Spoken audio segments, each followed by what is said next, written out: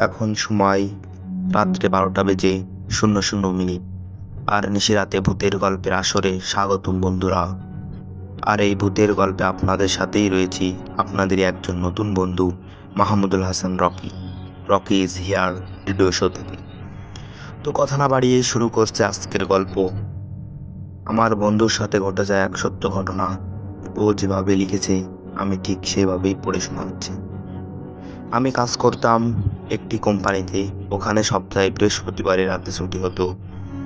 আমি একদিন বাড়িতে আসছিলাম। রাত খুব গভীর হয়েছে। আমি একা একা হাঁটছি বাড়ির পথে। রাস্তায় কোনো মানুষ নেই, চারিদিক নিঃশব্দ হয়ে আছে। রাস্তার দুপাশে খুব জঙ্গল।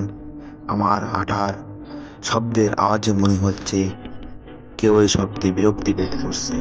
মনে হচ্ছে বলছে, একবার এমন শব্দ হলে তোকে মেরেই ফেলবো। ভয়ে আমার পুরো শরীর কাঁপছে। মনে মনে চিন্তা করলাম দৌড় দিব। চিন্তার পরপরই খুব জোরে দৌড় দিলাম। অন্ধকারে কিসের সাথে জোরে ধাক্কা খেলাম এবং মাটিতে পড়ে গেলাম। মাটিতে পড়ে ভয়ে অজ্ঞান হয়ে গেলাম। অনেক সময় অজ্ঞান ছিলাম। যখন জ্ঞান ফিরলো আমি অন্ধকারে পড়েছিলাম। তখন উঠে আবার দৌড় দিলাম। এবার দৌড়াতে দৌড়াতে চোখে পড়লো একটি দোকানে। ওই দোকানের পাশে খুব লাইট জ্বলছে। এবার লাইটের সামনে গিয়ে দাঁড়ালাম আর ঘড়ির দিকে তাকালাম। দেখলাম রাত 12:45 বাজে। খুব ভয় হতে লাগলো। এত রাত কিভাবে কাটলো? আমি যখন বের হয়েছি তখন হয়তো 10টা বেজেছিল। এতটা সময় কিভাবে পার হলো? তাহলে কি আমি এত সময় অজ্ঞান হয়ে পড়েছিলাম? এবার লাইটের আলোতে কেমন জানি ভয় ভয় লাগছে। আমার আশেপাশে তাকাতেই শরীরটা শিউরে উঠছে। মনে হচ্ছে এই পৃথিবীতে আমি ছাড়া কোনো মানুষই নেই। এমন মনে হচ্ছে আমার চারপাশে ভূত আর ভূত আমার চারদিক থেকে ঘেরাও করে রেখেছে। এই রাস্তাটা এমন ভয়ঙ্কর যে রাতে কি দিনে কেউ গাড়ি নিয়ে আসতে চায় না। আমাদের বাড়িতে যেতে হলে এই রাস্তা দিয়েই আসতে হয়। এদিকে আবার চারদিক থেকে শিয়ালের ডাক শুনতে পাচ্ছি। মনে হচ্ছে এই শিয়ালগুলো আমাকে ছিঁড়েই খাবে। শিয়ালের ডাকে মনে মনে আরো বেশি ভয় করছে। আশেপাশে যদি কোনো মানুষ থাকতো তাহলে হয়তো তার সাথে চলে যেতাম, কিন্তু কেউ নেই এখানে। আমি সামনে এগোতেই ভয় পাচ্ছিলাম। রাস্তার উঁকি দিয়ে দেখা যাচ্ছে রাস্তার দুপাশে শুধু অন্ধকার আর অন্ধকার। মনে মনে ভাবতে লাগলাম সকাল হলেই এখান থেকে চলে যাব। রাস্তার পাশে একটা জায়গায় বসলাম। শিয়ালের ডাকগুলো মনে হচ্ছে আস্তে আস্তে আরও বেড়েই যাচ্ছে।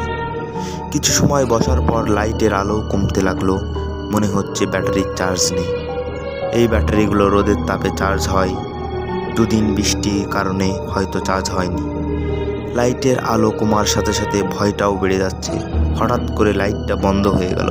চারদিক আবার অন্ধকার হয়ে গেল।